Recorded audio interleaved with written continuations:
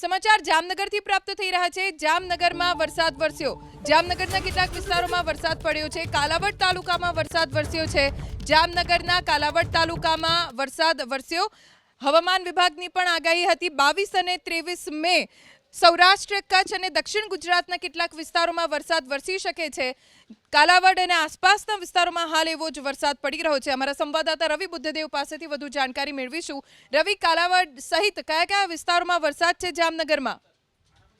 બિલકુલ, જો વાત કરવામાં આવે તો જે રીતે રાજ્યના હવામાન વિભાગે આજે અને આવતીકાલે કમોસમી વરસાદની આગાહી જાહેર કરી છે, તે સમયે કાલાવડ પંથકમાં બપોર બાદ અચાનક વાતાવરણમાં છે તે પલટો જોવા મળ્યો છે। કાલાવડ આસપાસના જે ગ્રામ્ય વિસ્તારોમાં વાતાવરણમાં પલટા સાથે કમોસમી વરસાદ પડ્યો હોવાનું સામે આવી રહ્યું છે।